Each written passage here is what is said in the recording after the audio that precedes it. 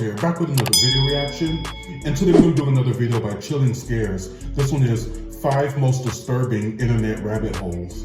I do like a good rabbit hole, a good iceberg, conspiracy theory, so I'm pretty sure this is going to be very entertaining to me, so we'll see. These can be very scary because it's usually always a mystery that never gets solved, so but we'll see what happens and what these disturbing rabbit holes are. Let's go ahead. The 2006 volleyball incident. On July 2nd, 2017, an anonymous user posted a thread on 4chan's paranormal board saying, "How does one live after taking the red pill on the 2006 volleyball incident?" Now, if you're wondering what that incident was, it's a strange and disturbing story. The post was referring to a supposed mass shooting where a gunman killed 14 people during a high school volleyball game in either South Dakota or Nebraska back in 2006. But here's where things get strange. If you search for any information about it online, you'll find nothing. No news articles, no official casualty I feel like that would have been on the news. Just conspiracy theory websites and the occasional Reddit post asking if it even happened. It's like the whole event either never existed or was somehow erased from history. But despite the silence online, there are many people who claim they remember hearing about it. Some even say they were at Mount Rushmore around that time and heard a report about it on the radio.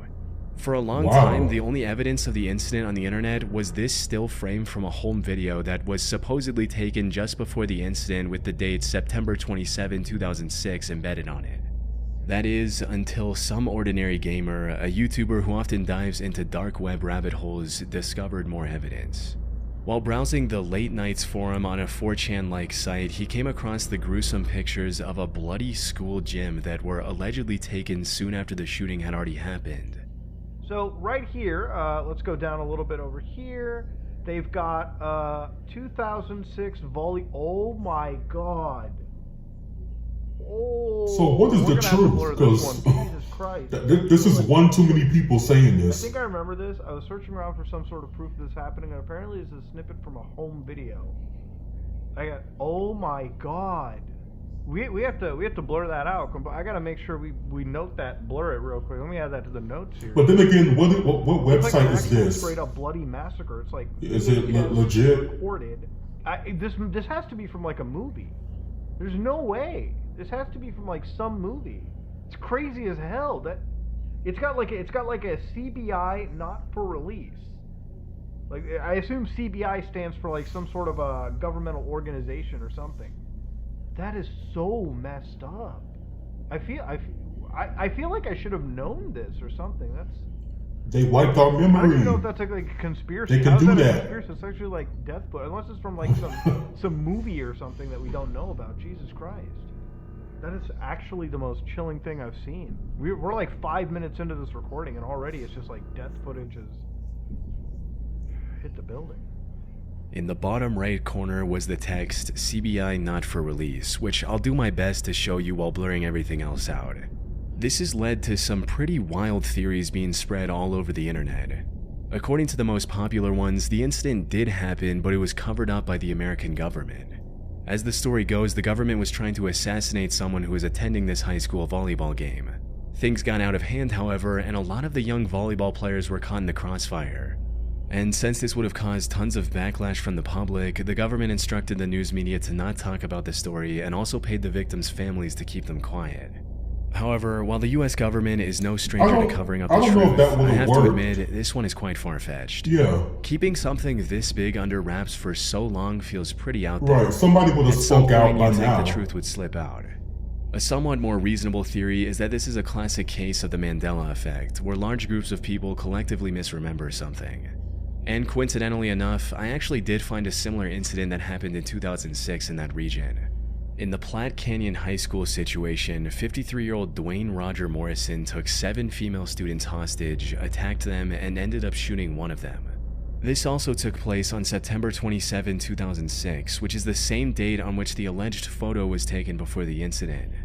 Its location in Colorado might also explain why people from the Midwest remember hearing about it on the news. But there are some major differences. Most notably, the Platte Canyon incident had nothing to do with a volleyball game, and there was only one death. But in saying all of that, the most likely scenario is that all of this is a hoax. While researching this incident, I came across an interesting post on the forum Above Top Secret from 2017. But you never know. In this post, the OP was talking about creating a hoax in which multiple school shootings happened in 2006 in tiny towns, but any information relating to these incidents has been mysteriously erased from the public record. But if that's the case, the images that some ordinary gamer came across, where did they come from? Considering it's been over 7 years since this first contraction on the internet, it's unlikely we'll ever know the answer to this disturbing internet rabbit hole.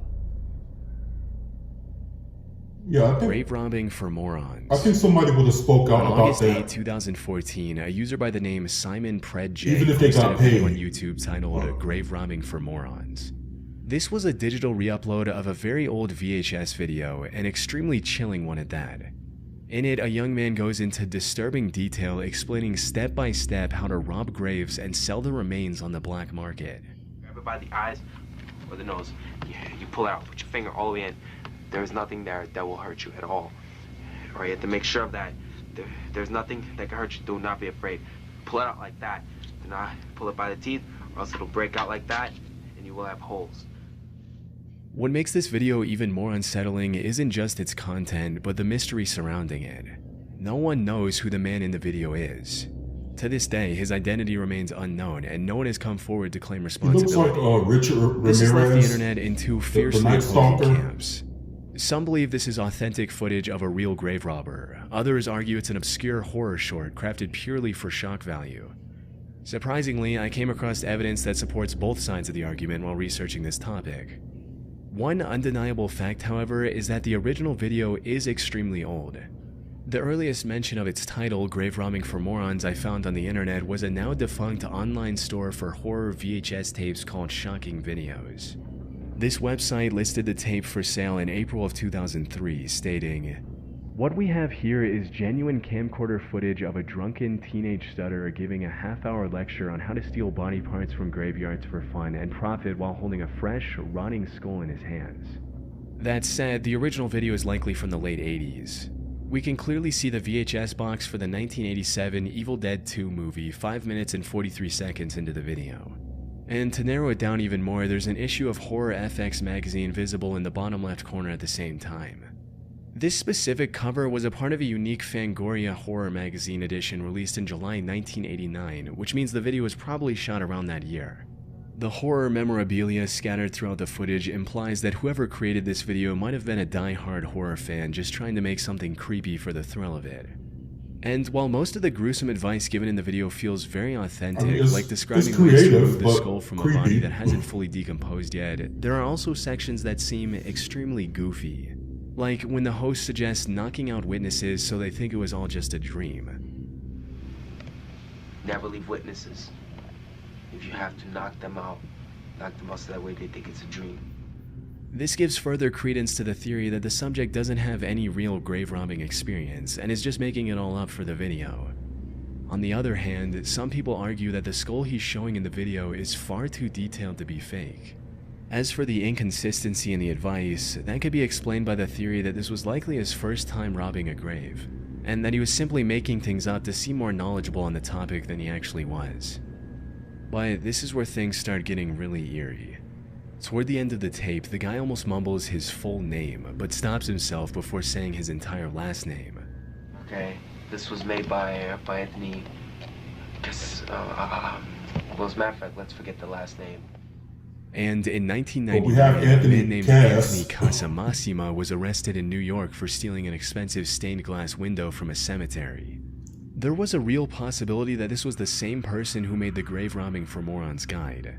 That being said, That's there are a few very inconsistencies that say coincidental. otherwise. For instance, I did not find any charges against Anthony Casamassima that mentioned him desecrating bodies. He was more into stealing valuable artifacts like stained glass. And more importantly, Casamassima was 40 when he was arrested in 1999. If he made the tape, he would have been around 30 at the time. Yeah. However, given the young appearance of the video's subject, that seems highly unlikely. I also found a couple more theories as well, but most of them Or lead maybe to he's dead related ends. to the guy? One such theory claims the guy in the video might be Craig A. Bradley, who was arrested in 1995 for stealing human remains from a cemetery in upstate New York. Craig would have been around 24 when the grave robbing video was filmed, which fits with the young appearance of the guy in the tape. Plus, he even looks a bit like him. However, the issue with this theory is that Craig doesn't have the stutter that was prominent He in the looks original younger than video. 24 in the Winter video. months, I'm laid off. So winter months, don't usually pay. Dig for you and everything. So you dig and your friend digs, and then it's another friend digs. You have to find someplace really secluded.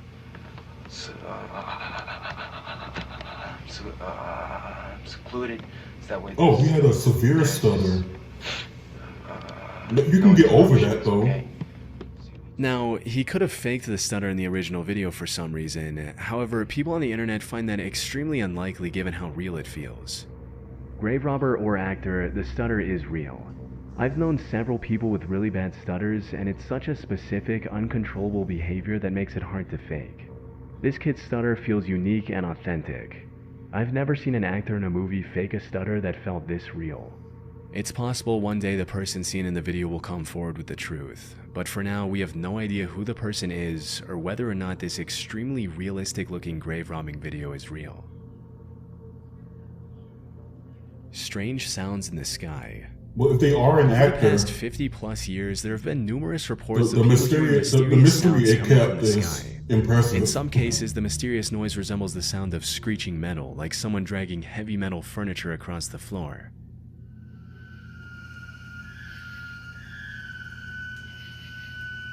However, the most commonly reported noise is a low-frequency I've been hum that hearing a persists noise in the like air. that all day today, so this is kind of creepy.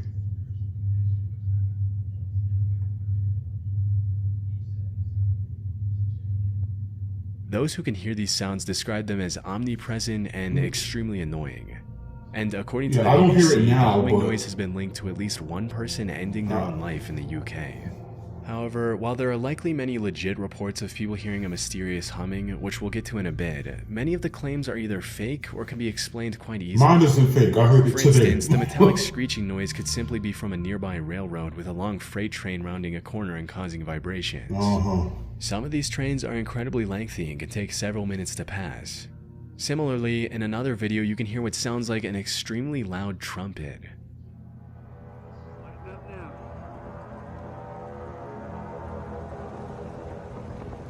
The original poster of this video titled this as a judgment The trumpet, rapture. referring to the divine trumpet described in the Christian faith.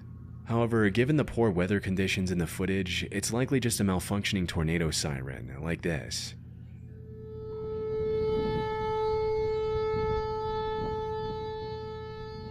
A few of these videos are also outright faked, with the mysterious sounds being edited in to generate views. That too.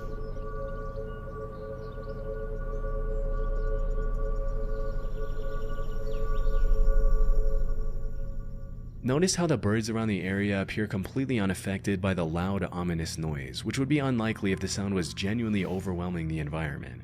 Birds have sharper hearing than humans, and they would likely react.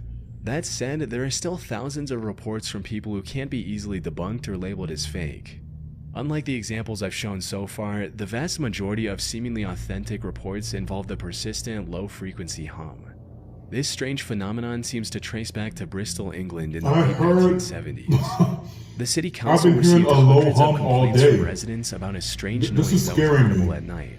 One local newspaper even asked readers in the city, "Have you heard the hum?" and almost 800 people said they had. French scientists back then proposed that the sound might originate from the ocean, suggesting that continuous waves could I'm be not vibrating buying on the ocean. floor. Now, this explanation might have been true for Bristol, but as time went on, more and more people around the world started reporting these disturbing humming noises. And it appears the Bristol hum Well, is still kinda present am, but to this not day. okay. There are many theories that attempt to explain the bizarre global phenomenon. And these can get into some truly out there conspiracies, like aliens or secret underground civilizations in the hollow earth. However, believe the it. most plausible explanation I found suggests that these sounds are more connected to the listeners themselves rather than their surroundings. Things like hypersensitive ears and early signs of hearing issues like What? tinnitus could be a major contributor. Another possible reason could be the increasing levels of anxiety and stress. A BBC researcher also noted that she only heard the hum when she was exhausted and stressed out, which further supports the notion of this mysterious hum being a psychosomatic or stress-related phenomenon. During my research, I even found the video claiming to capture the strange humming sound. But when I watched it, there was nothing unusual, just regular environmental noise.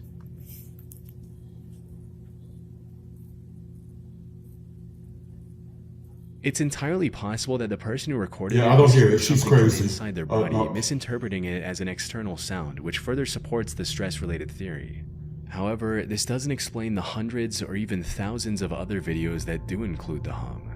And given the endless amounts of possibilities for each individual case, I doubt we'll get a concrete answer anytime soon. Yeah, I'm still wondering what that John noise Lang, was Fresno from today. Police.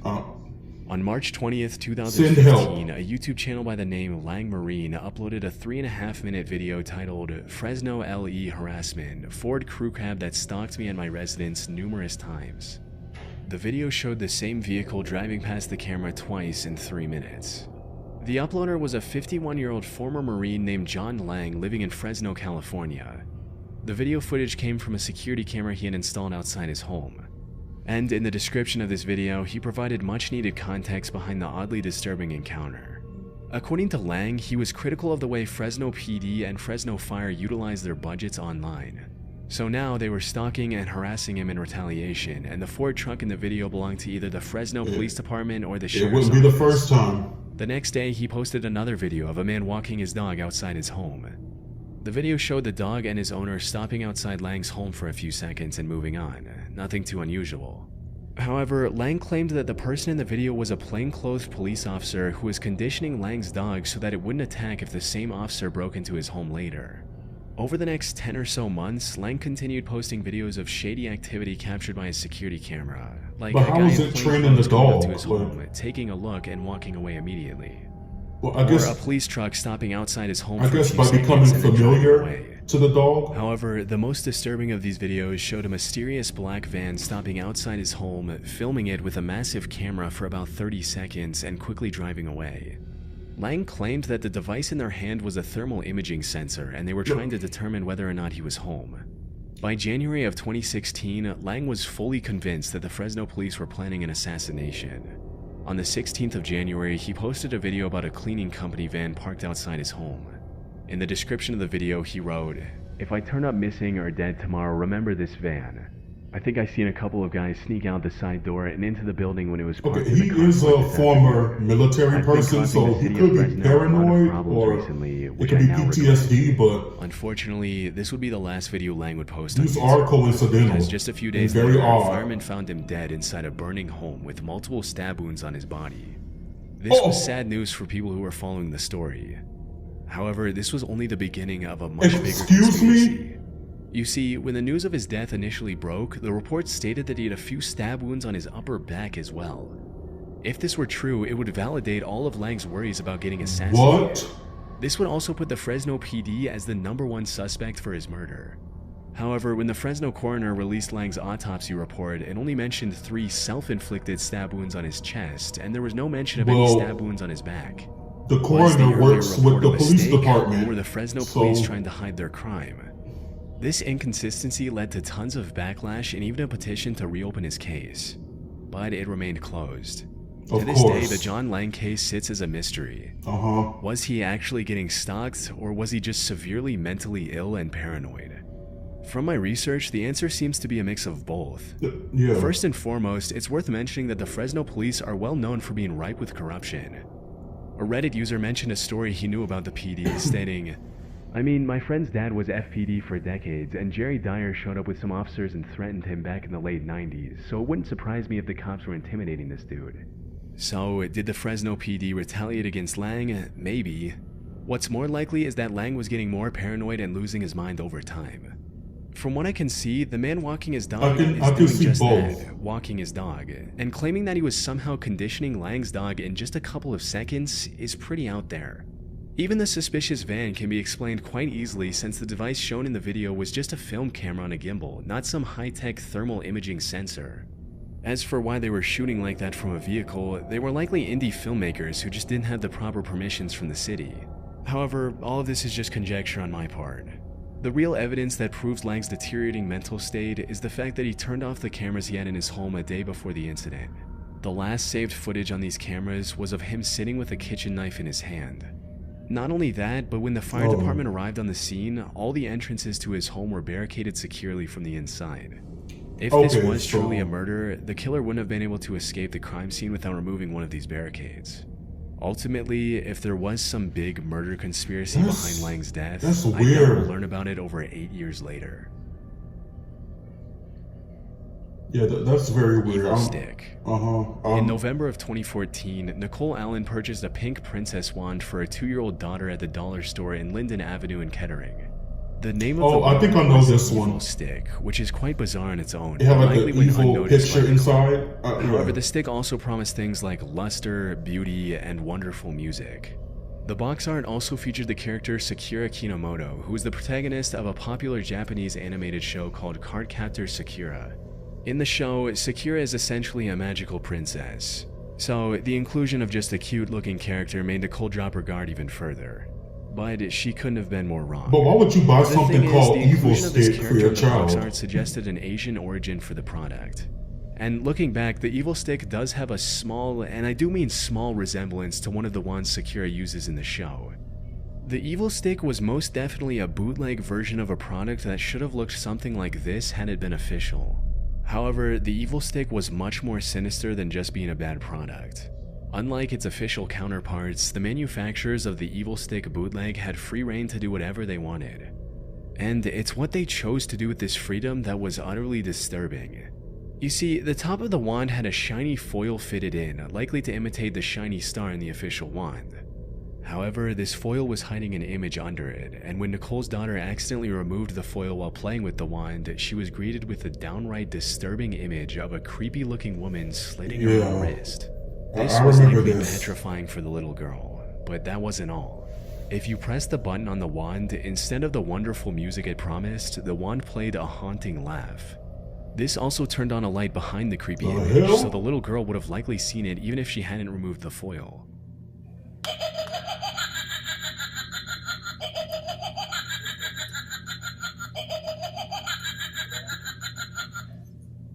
When Nicole found out about the disturbing truth, she made her findings public in hopes of getting this creepy toy banned from stores. News coverage of the Evil Stick quickly went viral, but the toy remained as mysterious as it was creepy. And the disturbing image concealed within the toy was traced back to French photographer Butcher Ludwig, who appears to be a master of creating the most nightmarish artworks one can imagine. Nearly all of his work is too graphic for YouTube. For most of them, however, even a quick glance is enough to trigger your fight or flight response. As for why the gory, horror-filled work of his photograph was stolen to be included in a children's toy, no one knows for sure. The only other thing people learned about the Evil Stick after examining its package was that it was manufactured in China, and that's it. The packaging didn't have the name of the manufacturer. I even looked up the universal product code embedded in its barcode and couldn't find any relevant information through that either. This is just one of those things that really makes you wonder what other disturbing mysteries are hidden inside cheap children's toys. And you couldn't even track it down to the proper manufacturer. So it just fell out of the sky. Some evil product. Like I said, I don't even know why someone would buy something called Evil Stick for their child. I mean, I just wouldn't play with that at all. Like that sounds like something that's about to cause trouble. So I would have never bought it in the first place. But yeah, that's crazy. So just pay attention to what you're buying your kids. But yeah, the story before this one about the guy in Fresno, I do believe that it's a mixture of things. I do believe that he did have like maybe PTSD or something, but I feel like the police department, they knew that would make it easier to do harm to him or to mess with him like that. But at the same time, like they said at the ending, he had the windows boarded up. He turned the cameras off the day before he died, and he was seen holding a kitchen knife on camera. So it could have been a thing of self-deletion. So, but yeah, I don't know. But also, I mean, a lot of these police departments are just really good at covering their tracks. Like, this is not the first time that people have been, you know, mysteriously unalived or mysteriously found dead somewhere after going after powerful people or powerful institutions, and things just don't add up. And one of the things that they always try to do is make sure that the person has some type of history of mental illness, or they try to portray them that way on paper. So we'll never know. And also the coroner, they work directly with the police department, so they're not gonna always tell you the truth. That's why sometimes you have to get an independent autopsy done if you feel like there's corruption within the department. But because the coroner's never gonna always tell you the truth if something fishy did happen. So that one really did bother me, because I do feel like there's a combination. There's truth somewhere in the middle.